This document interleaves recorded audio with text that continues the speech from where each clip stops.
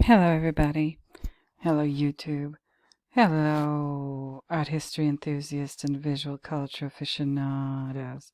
It's me again, Miss M, and I'm back with yet another video.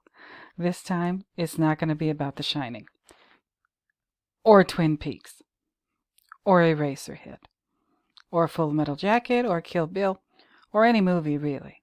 No, today we're going to talk about art. Because I want to get back to my roots. And I want to discuss something that is kind of a subject that's near and dear to my heart, something that I use, something that I do whenever I'm doing any of my film analysis stuff. And yeah, mostly about The Shining, but I do talk about other films on this channel. I'm going to do a little bit of art analysis and a little bit of teaching in this video today. I don't know how long it's going to take. You know me. You should by now if you've been riding with me for however long. I love me some long ass videos. I love making long videos. I love talking. I love talking things through. I think that's a great way to learn stuff, just like a dialogue, either with other people or even with yourself. Yeah, talk to yourself. Have a discussion with yourself, and then that'll help you kind of understand not not just the thing that you're trying to understand, but it'll help you understand yourself a little bit more than maybe you did before, that little talk you had with yourself. But anyway, here we are. I'm gonna do an art history video. I hope I do okay. We shall see.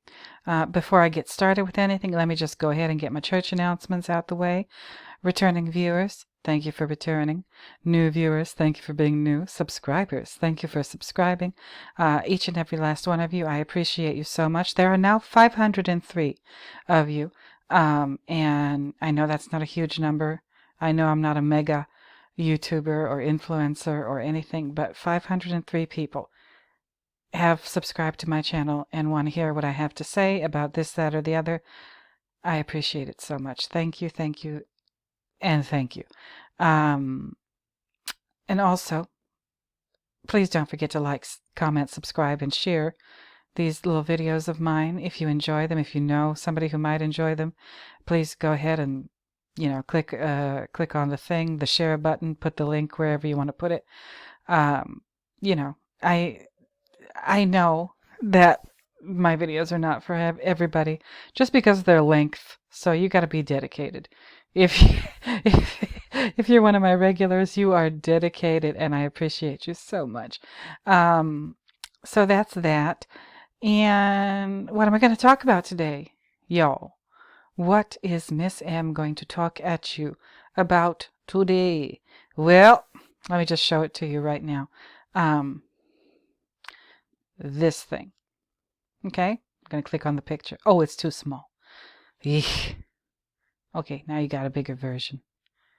This sculpture that is available to look at here in Los Angeles, California, at the LACMA, the Los Angeles County Museum of Art. It is called Metropolis II.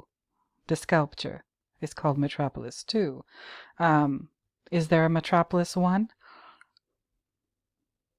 Maybe, but it wasn't made by Chris Burden. I'll get into that in a little while. I might have to take a break. You know me. You know how much I love my coffee. But let me get into it, right? Let me get into it. Who is Chris Burden? What is this sculpture about? What in the hell is going on? Well, this is Chris Burden's Wikipedia page. This is, a short kind of rundown of his career and what he was about and what he was into and what he was doing as an artist. He is passed on. He's no longer resides on this plane of existence. He was born April 11th, 1946, and died, sadly, May 10th, 2015. His full name was Christopher Lee Burden. He was an American artist working in performance, sculpture, and installation art. Burden became known in the 1970s for his performance art works, including Shoot, where, listen carefully to this next bit, where he arranged for a friend to shoot him in the arm with a small caliber rifle. Mm-hmm. Yeah, this guy was about it. He was about it. All right. He had somebody shoot him in the arm during one of his performances. Now you know why I like him so much. This guy, he's prepared to suffer for his art. A prolific artist, Burden created many well-known installations, public artworks, and sculptures before his death in 2015. Now, I'm not really going to get into his early life or career. That's not what I'm here to do. His work, I can't read all of this, but you can read it in your own time. I'm going to provide the links, as I always do, in the description of the video for this page. Basically, this guy, in his early career, he did a lot of really off-the-wall things. He did a lot of things where you would not be, I guess, it wouldn't be odd for you, the viewer of his art, to maybe question his sanity. That would make sense, to question the sanity of somebody who's prepared to get shot um, in front of basically an audience. Good Lord. And that's not the only thing. Oh, Lord, no. He got himself, and this might be, I don't know if I have a picture here, but oh Lord, there is it here? Let me check. Let me look for a second. Hold on.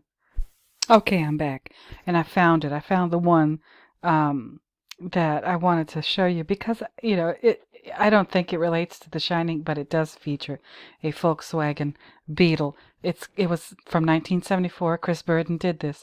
It was called Transfixed. It was a performance in which he was crucified onto a Volkswagen Beetle. Yes, yes, that's what he did. And there's a picture of it over here. And I do believe, if I'm not mistaken, that he was actually really nailed onto this thing. Yeah, look at this. I'll read this real quick because it's just too much. It's not a very large page. And on April 23rd, 1974, performance artist Chris Burden was crucified shirtless onto the back of a pale blue Volkswagen Beetle. Burden stood on the car's rear bumper and leaned backwards. His attorney hammered 2 nails through his open palms into the roof. The 3 other assistants ran the engine and opened the garage door, which opened into an alley called Speedway in Venice, California. The assistants rolled the car out of the garage, where it ran while stationary for 2 minutes with the engine at full throttle. 15 of his friends were there, having been invited but not briefed on what to expect. Oh my. Burden later displayed relics from the performance, including a plaque alongside the 2 nails. Listen.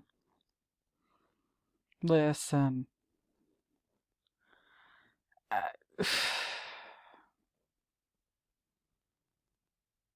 don't know what's going on here. But did our Stanley, know about this or hear about this? Happened in 1974, and I mean, maybe he did follow contemporary art and stuff like that. But yeah, Chris Burden did this shit. And they have relics. Yeah, a plaque and 2 nails. Good Lord. So Burden, he did stuff like that. He did a series of TV spots. He just paid for airtime and did his quote-unquote commercials on TV. Totally or it seemed to be nonsensical, but you need to watch them to kind of really get the full effect, or maybe the opportunity to analyze the meaning of his TV spots. This guy was serious. He was serious about his art. Again, a lot of people might look at this art and say, oh, this is just nonsense and whatever. I don't believe so. In my opinion, I don't believe this is nonsense. I believe he was doing something pretty important.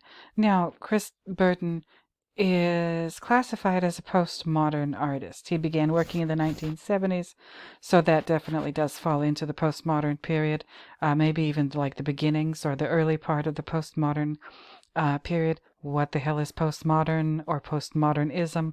Here's the page of it on Wikipedia, and I'll just read this first bit, this summary, because I don't have time to read all of this. Look at it all. Oh no, that's too much. That's too much. But I can read this first part for you. Postmodernism is an intellectual stance or mode of discourse characterized by skepticism toward the quote-unquote grand narratives of modernism. What are those grand narratives? Well, it's a meta-narrative about narratives of historical meaning, experience, or knowledge which offers a society legitimation through the anticipated completion of a master idea. So yeah, modernism kind of did have its certitudes, okay? And people, you know, when you hover over the word modernism here, what's the first thing that pops up? Well, this picture is Les Demoiselles d'Avignon from, what was it, 1905 or 1907? I'm not 100% sure, but I know it's one of those. 1905, 1907 by Pablo Picasso. And that's sort of considered the work that ushered in the modern era as far as art is concerned.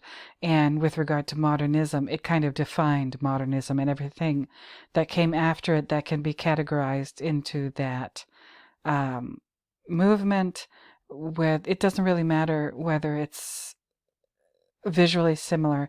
There always seems to be like this idea of modernism. It's trying to modernism, it seems very analytical. It seems very analytical, especially with something like Picasso's Cubism. And it's the way I understand Cubism is you take kind of visually, you know, on a canvas or however you're doing it. You take things visually, items, objects, things, nouns, for all intents and purposes, nouns, and you chop them up, right? You dice them into cubes, kind of like you would like a potato or an onion. Like, think of dicing vegetables when you're cooking. And then when you're done breaking the thing, the noun, into cubes, then you put it back together again.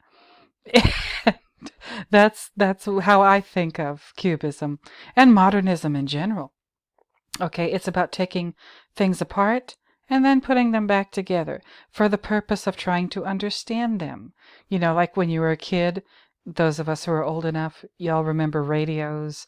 Y'all remember machines, just stuff around the house, radios, alarm clocks, remote controls. And if you were unsupervised as a child and you got into these things, you might maybe try to take the radio apart, the boombox, whatever it was, and hopefully you could snap that thing back together when you were done. But if you couldn't, then your parents would get very mad at you because they had to go out and buy a new radio.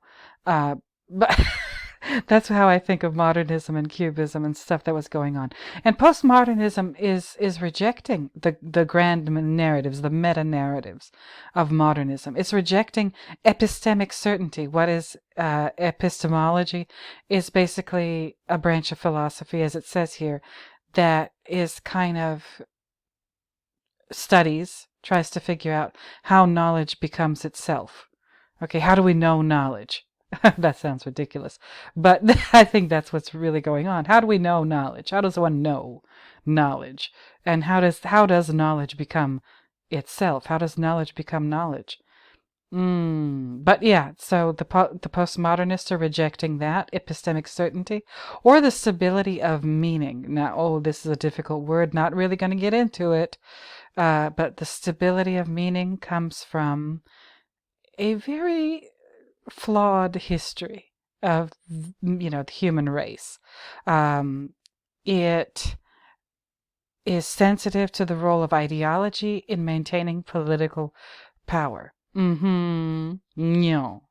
Claims to objectivity are dismissed as naive realism. Okay, with attention drawn to the conditional nature of knowledge, claims within particular historical, political, and cultural discourses. The postmodern outlook is characterized by self-referentiality, epistemological relativism, moral relativism, pluralism, irony, irreverence, and eclecticism. It rejects the universal validity of binary oppositions, stable identity, hierarchy, and categorization. And this, when you see this binary oppositions, maybe the first thing you think of is gender. Not necessarily, though. Binaries exist in every area of life. There's yes and there's no. There's up and there's down. There's left and there's right. There's black and there's white, and so on and so forth. And postmodernism is saying, like, what's going on with that? Postmodernism isn't necessarily trying to come to any conclusions or solve any problems, but it's definitely questioning the world as we know it. It's definitely questioning history. And like I say, how does one know knowledge? How does knowledge become itself?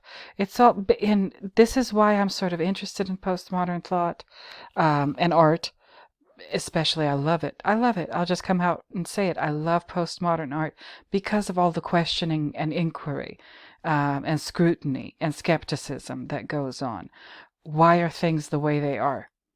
Okay, I think before the postmodernist, we didn't really ask those questions. But the postmodernism and postmodern art encourage us to ask those questions, like, why are things the way they are? Why is the world such a damn mess? You know? We didn't have, I don't believe before the postmodern era that people were encouraged to ask those kind of questions, especially if you didn't belong to a certain class. Or, we like to pretend in the United States that we don't have a class system. We do. Let's be real about this. We do. And this is maybe why I'm so drawn to directors like Stanley Kubrick, like David Lynch. Everybody calls David Lynch a surrealist artist, and that would put him in the modernist category. Oh no, I don't believe that at all. I totally believe that David Lynch is a postmodern filmmaker. He's questioning, again, these grand narratives of not just modernism, but like everything that comes before. Everything from the past needs to be questioned. It needs to be dissected, and just like the modernists were trying to do. But I think the difference between the modernists and the postmodernists is that the modernists, when they would take something apart, they would then try to put it back together, and then the result would be a Picasso painting. The postmodernists take it apart and leave it like that. They're not concerned with putting it back together. That's just my interpretation of it. Let me finish this little last bit here. Initially emerging from a mode of literary criticism, postmodernism developed in the mid-20th century as a rejection of modernism and has been observed across many disciplines. Postmodernism is associated with the disciplines deconstruction and post-structuralism. Again, if you want to look those up, feel free. Various authors have criticized postmodernism as promoting obscurantism. What the hell is that? Anti-intellectual. No, I don't think so. Anyway, promoting obscurantism as abandoning Enlightenment rationalism and scientific rigor. Maybe we should. Maybe Enlightenment rationalism and scientific rigor isn't all it's cracked up to be. Because, come on now. Anyway, as abandoning Enlightenment rationalism and scientific rigor, and as adding nothing to analytical or empirical knowledge. My ass. It adds plenty to knowledge just by questioning it. I think these are the opinions of people who don't like being challenged. The ones who are kind of anti-postmodernist. And I believe that Enlightenment rationalism and scientific rigor do need to be challenged because they're not perfect. And they, in their own right, have brought a lot of suffering to the world. I mean, just think about it. Science has been around for a long time. A long time. And in some ways it has helped people. And in other ways it has hurt maybe just as many. What I like to say is yesterday's science will become tomorrow's superstition. Okay? So, 500 years ago, how did they treat people who were sick? They bled them. All right. And at the time, 500 years ago, they thought that was the way to do it and there's no other way. Well, thankfully, we've progressed past that. We don't bleed people anymore. We don't, um, we don't use these torture methods that we used to use, several centuries ago to treat people because they don't work and they figured out that it doesn't work. But if you ask those people at the time, especially the people administering these horrible treatments, they would have told you, if you questioned them, oh, heaven knows what would have become of you, right? But we have shades of that today because history and the way knowledge has been assembled or constructed, uh, based on, again, the very things that I think film directors like Stanley Kubrick and David Lynch are questioning. They're questioning mythology, they're questioning religion, they're questioning history, they're questioning, the events that some of us have witnessed in our lifetimes, and things that we just learned in school and not even totally. We didn't learn the whole story. That is with us still to this day. These medieval or whatever very backwards way of doing things. It's with us to this day, and nobody's challenging it because these ideas, again, the Enlightenment rationalism and scientific rigor still have such a hold over us to the point where people are just not willing to give up ideas that might very well be wrong. Or maybe that time will prove that they're wrong, but, there's too much money invested. There are too many people who have an interest in not acknowledging that something might not be 100% totally correct. So there's that. That's the intro to the page about postmodernism in general.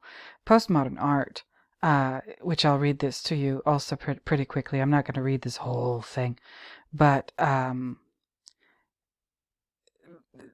I'll just read this just to get through it. Postmodern art is a body of art movements that sought to contradict some aspects of modernism or some aspects that emerged or developed in its aftermath.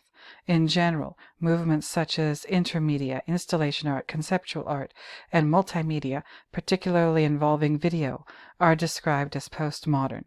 There are several characteristics which lend art to being postmodern. These include bricolage,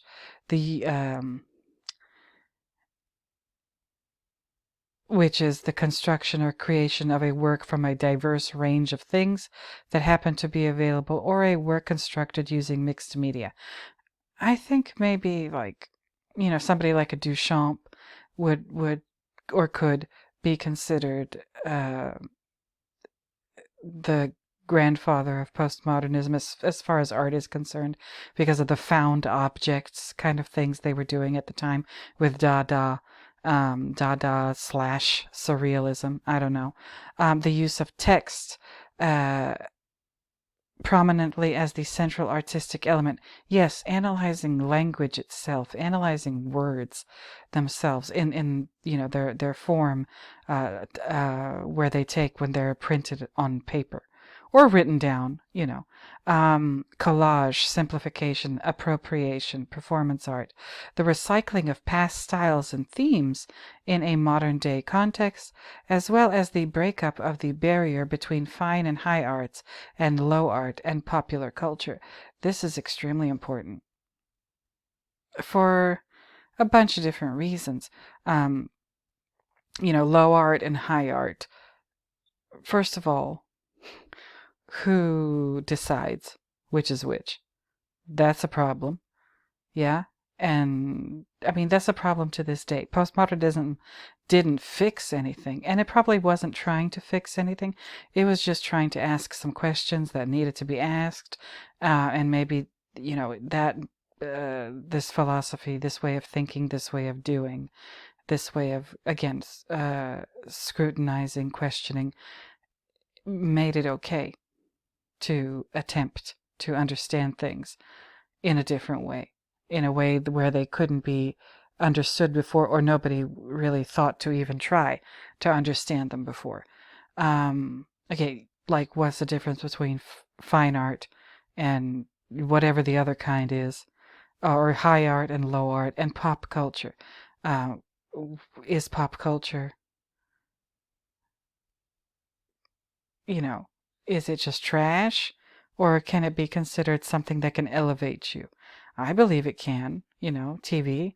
There's some good TV shows out there. And people who are obsessed with fine art maybe wouldn't think of it that way. I do. And postmodern art and postmodern thinking has made it okay for me to do so. Me and other people who like to think in that way. Now, let me take a quick little coffee break, and I will come back and we will get into it with regard to Mr. Chris Burden's work. So give me a minute. I'll be right back. And I'm back. Okay, cool. So, we're talking about Chris Burden. I just talked at you about postmodernism and postmodern art, and kind of what's going on. It basically questions and challenges everything that came before it, including language itself. And this is just my little contribution. In order to understand art, in whatever form it takes, now listen to me carefully. In order to understand art in any form that it takes, you need to understand language. That's why it's so important to stay in school and learn how to read pretty well and learn how to write pretty well. And that's why they're churning out, in the United States at least, high school graduates who, for all intents and purposes, are functionally illiterate. I believe that our education system is in the crapper by design. I don't believe that's an accident. There are good people in the educational system. There are good people working in it at all levels who really do want to help people, but they are prevented from doing so by things that I cannot articulate because they're so mysterious. And it's difficult to identify these things because, again, these things are that way by design. They don't want to be identified.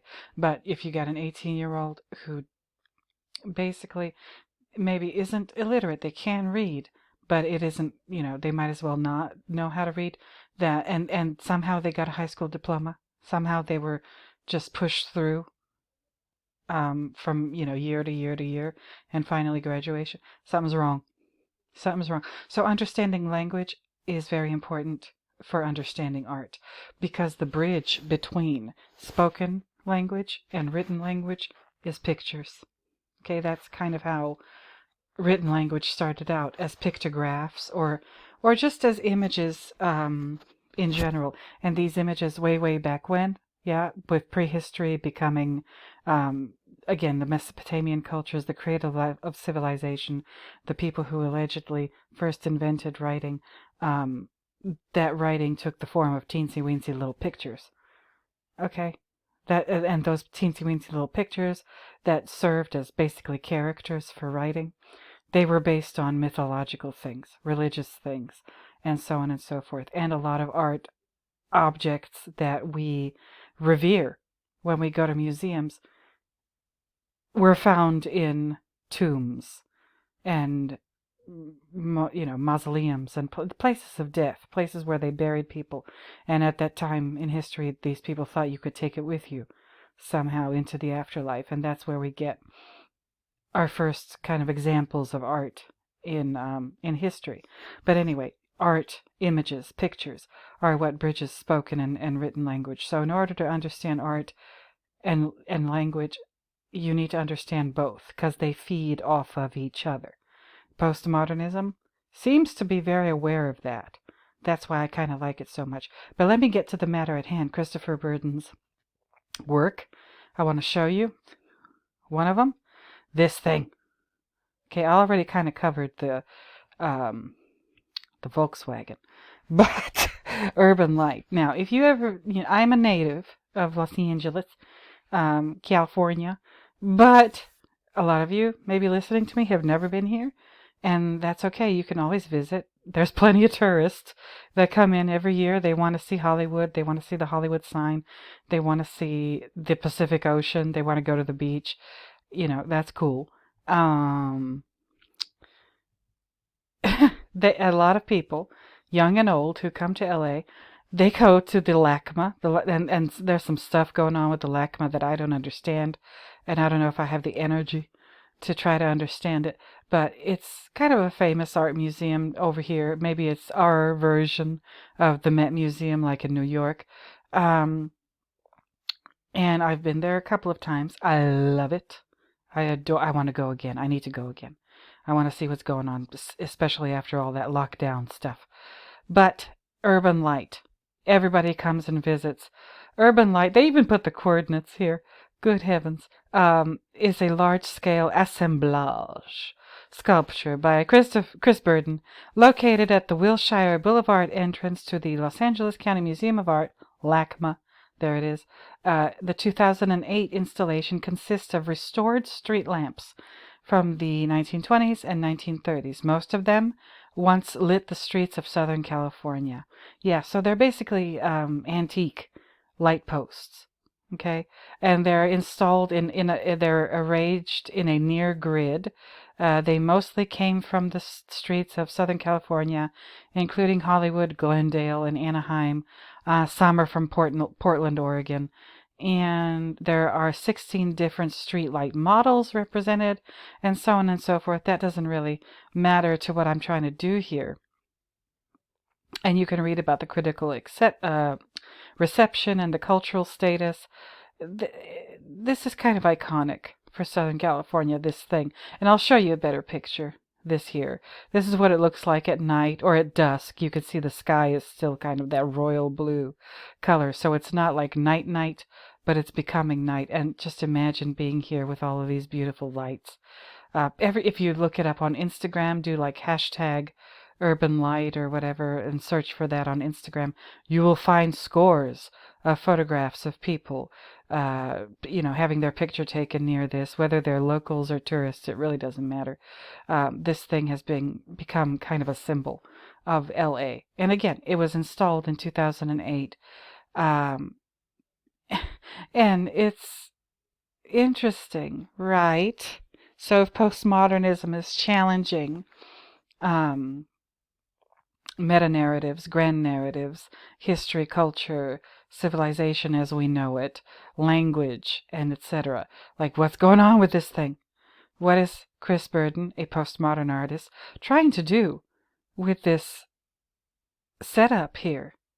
I would love to know. I think he's making a commentary of some kind.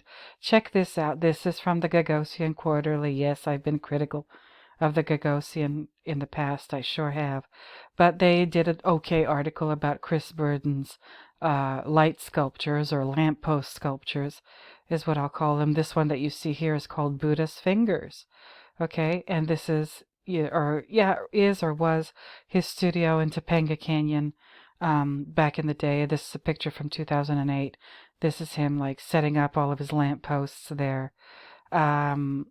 And this is, the grid, that the preparatory sketches for Buddhist Fingers from Christopher Burden's estate. This is, again, Buddhist Fingers in his studio. I guess he was testing it out or whatever. And it ended up at the Gagosian, I think, Buddhist Fingers, and now light. Think of, Buddhism. What is the point of Buddhism and the Buddha figure or character? Enlightenment. Okay, interesting, no. Then there's, again, this outside of his studio in Topanga. And then there's, again, a picture of Urban Light, very, very similar to this picture, or maybe the very same picture, just in black and white form. Yeah, Urban Light. There's a couple more He did a bunch of these. He did the Buddha's Fingers one. He did Urban Light. He did this one in Holmby Hills, pretty ritzy neighborhood here in LA. It's called Light Folly. And as you can see, there's 4 lamp posts on this little platform, and all of the lamps, the part where the light bulbs are, they're facing outward at each corner of this little setup with these benches. So, like, what is the folly here? Like, is light not being shined on the people that are sitting on this platform, on these benches? I don't know, but there's something to consider. This one is called Light of Reason that you can see here. It's located at the Rose Art Museum at Brandeis University in Waltham, Massachusetts. It's 3 rows of these lights, different types of light posts, and they're all kind of pointing in the same direction. Interesting. And it's called Light of Reason. And again with Buddha's Fingers installed at the Gagosian. And then there's this one too. It's called Meet in the Middle. So it's like 2 circles of benches. The outer circle of benches is facing outward, the inner circle of benches is facing inward. I haven't stopped to count the number of benches, but I wouldn't be surprised if the number is significant in some way. I can see right away that there's 6 in the inner circle of benches that are facing inward. And hold on, let me just go ahead and count them while I'm here. 1, 2, 3. 1, 2, 3. 4, 5, 6, 7, 8, 9, 10, 11, 12, 13, 14, 15. Is this 2 benches here or 1? If it's 2, then it's 16 facing outward. And not 6. Hold on. 1, 2, 3, 4, 5, 6, 7, 8 facing inward. Interesting. And then in this line, between the 2 rows of, or circular sets of benches, there's these lamp posts. And each lamp post is a little... No, they're all the same. Hold on. But this is interesting. Meet in the middle. So the meeting is in the middle, where the benches are facing each other, or facing the inward part of this circle. And so these benches that are facing outward, is that not the meeting? Well, like, what's going on? What is he trying to say here? But just so you'll know where I'm at with this is again Buddha's Fingers. And there's a plant that is called Buddha's Fingers. It's like a citrusy kind of plant. But Buddha's Fingers, Buddhism, enlightenment, and like, how to, what's the point of Buddhism? How to end human suffering. And that requires enlightenment. That requires living a certain way, certain, set of rules and regulations, just like any other religion. But it has to do with, knowledge. The Enlightenment, light symbolizes knowledge. It sort of always has. With regard to, Christianity. I was talking about Buddhism, now I'll talk about Christianity. Jesus is called the way and the light. Okay? And there's been plenty of sun worship throughout the ages at various religions and various places on planet Earth. So that light always kind of stands for the same thing, some kind of knowledge. And I was having a discussion with somebody a long time ago, and I was kind of, in my own way, teaching people how to decipher images, and especially film. And I was talking about the symbolism regarding light. And kind of like in The Shining, right? We need to pay attention to light in The Shining, because The Shining is called The Shining, and that is what shines. Light shines. It's something that shines. And I've said this before, I'm saying it again. Something that shines is something that either emits or reflects light. And that could be the sun. That could be fire. That could be a light bulb. That could be a shiny surface like glass or metal, or even a very highly polished floor like in the movie. And I'm just kind of wondering, as I go through that movie, and I still have this question in the back of my mind the whole time, how do we know when or how we can trust the light that we see in that movie? And how, does it depend on what source the light is coming from? Is it daylight? Is it a light bulb? Is it something reflected off of the floor or a shiny surface of whatever kind? What is going on? And then, one of the people that I was talking to about discussing, um, the way light is used in art and in film, and they told me, Miss M, I was watching a TV show that I like very much, and I remembered the discussion we were having about light, and, real light, natural light means true knowledge, and false light means false knowledge. And they said, because of our discussion, because of what we were talking about, I was able to watch this show and be able to figure out which of the characters was lying based on whether or not that character was lit with either natural or unnatural light. And I said, mission accomplished, my job is done. Um, so there you go. That's how it's used. And maybe that's why Christopher Burden seems to have been obsessed with it, right? So, urban light. If you ever come to LA, please come and visit the LACMA. I don't care what's going on with the the politics of the place and what they're doing to the building or what have you, but they have a really awesome collection, and they have this. They have Chris Burden's Urban Light, so go see it. And they also, in addition to Chris Burden's Urban Light, they have this thing. Like I said, this is what we're talking about today. This is what we're really talking about today. Metropolis II, the sculpture. Okay? And it was completed in 2011. I have seen this in person. I think I saw it the first time when it was pretty new. Well, not shortly after it had been completed, I happened to be visiting the LACMA Museum, and I was there. Now, I'll read this to you. It says, Metropolis II, 2011, is a kinetic sculpture. Kinetic sculpture just means a sculpture that moves, by Chris Burden at the Los Angeles County Museum of Art, measuring almost 10 feet by 20 feet, and 12 feet high. Metropolis II depicts an imaginary city traversed by gravity-powered custom-cast cars, 1,080 miniature vehicles, as well as, I don't know what this means, HO scale, electric trains. Materials include building blocks, Lego blocks, and Lincoln logs. The cars travel along 18 Teflon-coated track.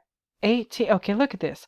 1,080. So we got the 1 and the 8, and then we have 18. 1 and again 1 and 8 Teflon-coated tracks, including a 6-lane freeway at scale speeds ranging from bumper to bumper to 240 miles per hour. When the cars reach the bottom, they are connected by magnets to 3 conveyor belts and raised back to the top of the sculpture. Running at capacity, the sculpture can launch about 100,000 cars an hour. An operator stationed in the midst of the sculpture looks for accidents and can push an emergency stop button. Yeah. Yeah. And now, again, 108. Oh gosh, I don't know if I have time to look it up now. 108, or the 1 and the 8, to me again reminds me of, where the hell is it? The Buddha, right? Buddha's fingers. The Buddha, and I think that the Buddha has like 108 physical markers of divinity on his body. Please look that up. Don't take my word for it, but I think it might again have to do with light, enlightenment, and the 108 and the 18 might be referencing again Buddhism. But again, check on that. Don't trust me. Burden described the piece as a complicated roller coaster system and said that the goal was not to create a literal scale model of a city, but to evoke a city's energy. The work, he said, anticipates the era of driverless cars that Burden believed would put an end to traffic gridlock. I don't know about that. Burden was unspecific about which city. the sculpture depicts. It could be Dubai or India or China. I think ultimately it's any city. I think it's Los Angeles, personally. Okay, that's, he's being kind of evasive about that. I believe it's Los Angeles because I mean, I'm on that freeway a lot. Okay, when I saw this sculpture in person, yeah, that looked like the 110 to me. Okay, but that's just me. And when I saw this thing, let me show it to you here.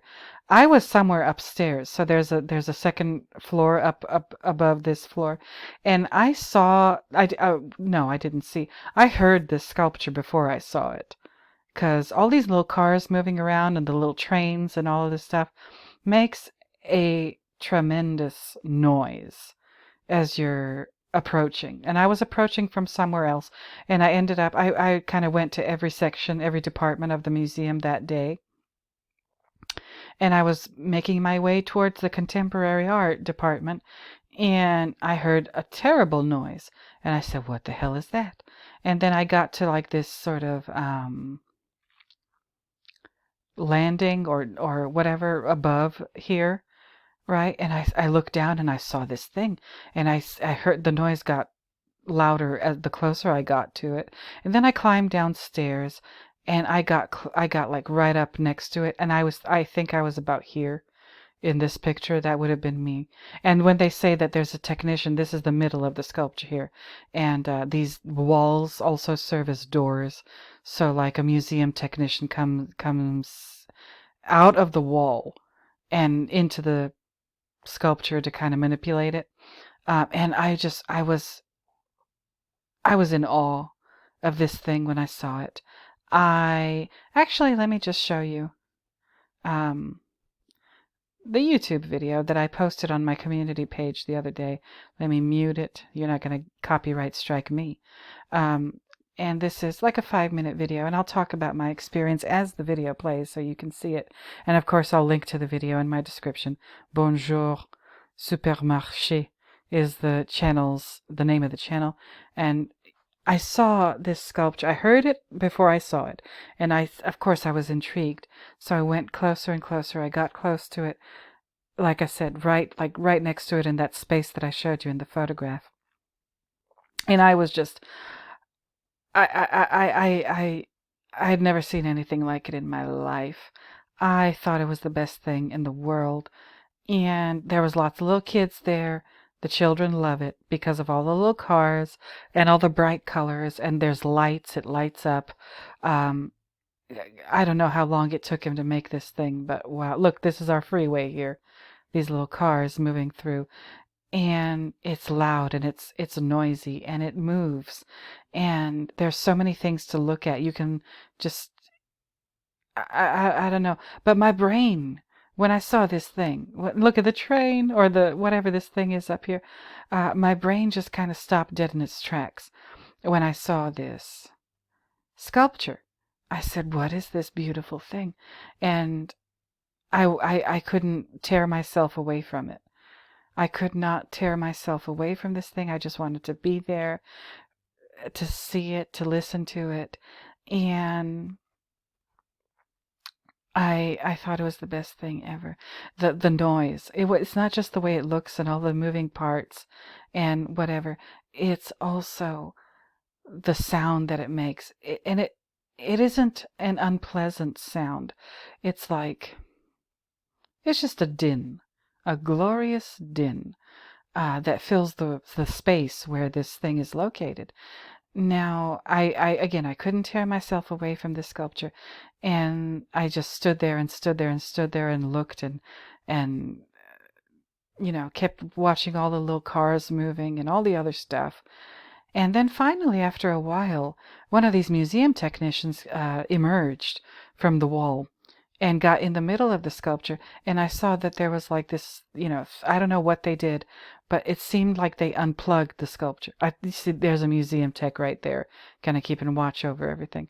And the museum tech at the time, a tall, skinny guy with a ponytail and a goatee, he got in the middle of the sculpture. He climbed into the sculpture and probably used one of these controls that you're looking at here. and he just switched it off, pulled the plug on this thing, and it didn't stop moving immediately. It took a little while. It took a little while for it to come to a halt, like you see here. And it was slow. It was gradual. It started, the cars and all the little stuff, the trains started moving slower and slower and slower. And the noise got quieter and quieter and quieter until finally there was no more movement. And finally there was no more noise in the room after they unplugged it. And it gradually and eventually and ultimately, finally, came to a halt. And when the museum tech came in and unplugged the thing, I guess everybody else that was there in this space in this room with me was like, okay, show's over, and they all just left. I was one of the very few people who just stayed and watched the sculpture, for all intents and purposes, die. So there's a schedule on the website, on the LACMA website, and they tell you when they plug it in and when they unplug it, this sculpture. And you can be there for the plug-in, you can be there for the unplugging, or you can be there for anything but in between.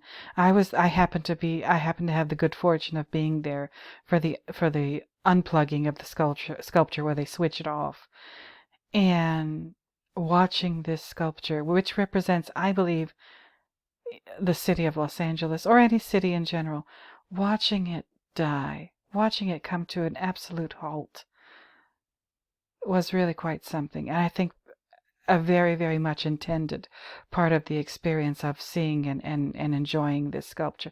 Look at this thing. I think this is in Verdon's studio when they were, making it. But this is what it looks like. This is kind of how I saw it from up above when I first saw it. After, again, I heard it before I saw it. Let me go back a couple while I'm still talking. And I saw it just stop. And even when, like I said, I saw the sculpture. I got to witness the sculpture's death.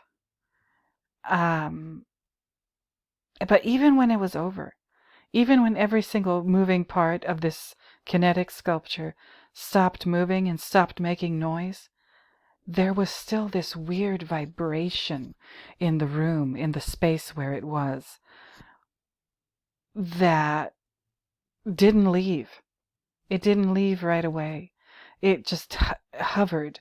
The vibration and like the energy in the room that was produced by all the moving parts of this sculpture and all that noise, it didn't go away right away. I didn't stay long enough for the energy to leave. I wanted to, but I had other places that I needed to go, and I'd already been there for quite some time. But I think that's part of the experience too. Watching it move, being, seeing all of this and being delighted by it, just like those kids, just like those little children when they saw it, they loved it. And it's a part of the in museums you usually have to be quiet and be respectful. Not here, not near this sculpture. The kids were laughing and oohing and awing. Everybody was. I was, yeah, and it was just an experience. And I can't wait to see it again. But it's that vibration that was left over from all the movement and all the activity and all the noise. That part is the part that I'm really glad I got to experience. What is Christopher Burden saying? So cities are places of, we think they're the pinnacle of human development. They are not. There are several problems with regard to cities, whether it's Los Angeles or New York or Paris or London or whatever city you're talking about, big city. There's a lot of corruption going on. There's pollution. There's all kinds of gnarly shit, if you want me to really sound like a Californian. Or somebody from Southern California. There's a whole bunch of gnarly shit going on in every big city on planet Earth. And the source of the stuff that powers what you're looking at here is not necessarily a good thing. and it's maybe something that those postmodernists are challenging. History, what we call culture, what we call civilization, are based on ultimately things that have oppressed and subjugated so many people throughout history. Maybe that's why we need to pull the plug. And maybe Christopher Burton, very similar to Stanley Kubrick and David Lynch and a bunch of other great artists, are showing us how to save the world. Pull the plug. Identify the power source and disable it. And once that power is gone, all of that negativity will come to an end.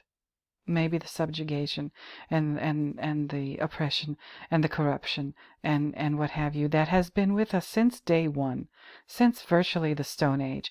Maybe if we find the power source and disable it, cut off the power source, pull the plug, and you let whatever that this city represents, you let it die.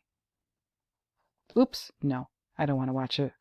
I don't want to watch an ad, but if like I said, if you identify the power source and disable it, cut off the power, then the misery will end. Maybe that's what Chris Burton is saying with Metropolis II, the sculpture. Like I said, I don't believe that there's a Metropolis I. I've never heard of it.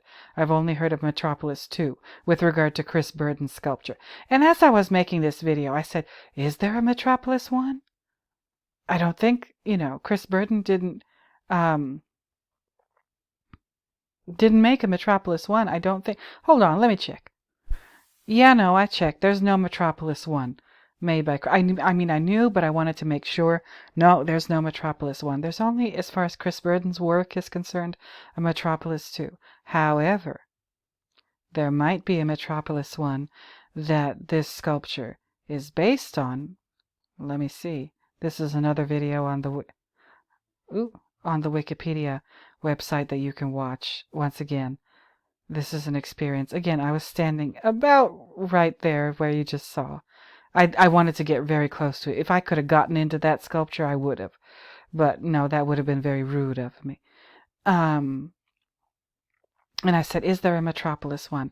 I believe that there is. I absolutely believe that there is. Let me but it wasn't done by Chris Burton. It was done by Fritz Lang in 1927.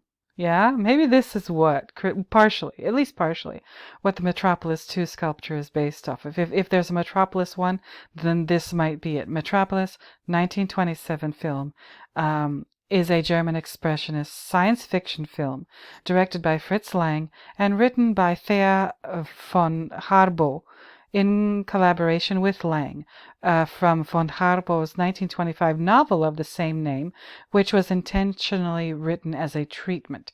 It stars Gustav Fröhlich, Alfred Abel, Rudolf Klein-Röger, and Brigitte Helm. Erich Pommer produced it in the Babelsberg studio for Universum Film AG. It's a silent film, is regarded as a pioneering science fiction movie, being among the first feature-length movies of that genre. Filming took place over 17 months in 1925 to 1926 at a cost of more than 5 million Reichsmarks, or the equivalent of about 21 million euros. Interesting. Made in Germany during the Weimar period, Metropolis is set in a futuristic urban dystopia and follows the attempts of Freder, the wealthy son of the city master, and Maria, a saintly figure to the workers, to overcome the vast gulf separating the classes in their city and bring the workers together with Joch Fredersen, the city master. The film's message is encompassed in the final intertitle: "The mediator between the head and the hands must be the heart." Interesting. Not going to talk about the reception. There's the plot. You can look at that in your own time. But this is a pretty famous movie. This is one of the costumes from the movie. This is a replica of the Maschine Mensch, machine person, on display at the Robot Hall of Fame in the Carnegie Science Center in Pittsburgh, Pennsylvania. Now, if you want to know how influential this movie is, Beyonce Knowles has performed on stage her music, her singing, dressed in a costume that's almost exactly like this one of the machine person. Um, you know, it has that far and that vast of a reach and influence, even to this day. So that's why I believe that this Metropolis II sculpture, this might be the sequel, or Chris Burden's version of the sequel to this movie from 1927. And if you haven't seen Metropolis, the film, the 1927 film, please do. Lang explores a lot of stuff in that movie that needs to be explored. And again, this might, Metropolis might very well be, I guess, a modern movie or a modernist movie, but it's questioning modernism in a way that it's again very self-critical of the time period, the era of cities, of technology, of what was being done with technology, and so on and so forth, in a way that we kind of don't question things now. I'm also a big fan of what was another? Was it a Fritz Lang film? I'm a huge fan of. Uh, is the Cabinet of Dr. Caligari by Lang? I'm not sure. I need to look it up, but never mind. So I think, anyway, that's why I brought this up. I think that this film is a inspiration for this sculpture and what's going on with Chris Burden's work and his exploration of light. Remember, yeah, this. The thing that powers all of these lamps, all of these light bulbs in this lamps, is the very same thing that powers this sculpture. Electricity. That's the power source. I said we need to cut the power source. In this case, the power is represented symbolically by electricity. Now, electricity is what provides us with our modern day false light.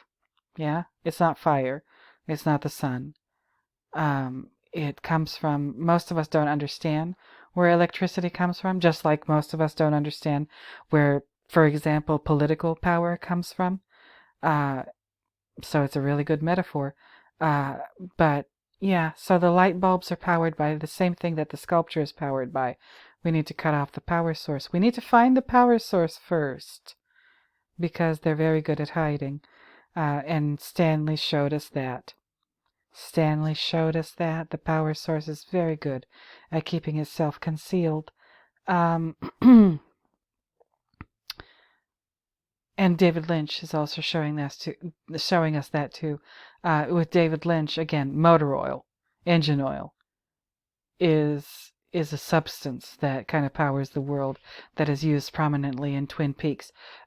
For Stanley, it's light. And everything that symbolizes, again, whether it's the sun or a light bulb or a polished floor or a metallic surface, doesn't matter. For Chris Burden, it's electricity. So we need to find out what the power source is, how it works, and how to disable or dismantle it to maybe have a chance at saving this world that we all live in together. So that's it, you all. That's it. That is it for my presentation today. All right, this evening, whenever you're watching this. I hope you enjoyed it. I hope you maybe not learned something from me, because I don't believe I have the power to really teach anybody anything, but I hope I've at least inspired you to do a little bit of thinking about whatever you like. I'm not even telling you what to think about. I don't believe I can teach anybody what to think. I don't think that I can teach anybody how to think. All I want you to do is think. And I want you to think about whatever you want to think about. Hopefully I've inspired you to go read something or research something or watch a movie like Metropolis, or, visit a museum. Hey, why not? So y'all, thank you once again for watching my nonsense. And once again, returning viewers, thank you for returning. New viewers, thank you for being new. Subscribers, thank you for subscribing. Please don't forget to like, comment, subscribe, and share if you know anybody who might be interested in any of this. And I think I'm done for the evening. So until next time, y'all, until the next time when I find yet another reason to talk at you, I'll go ahead and bid you bye-bye. So, bye-bye, everybody.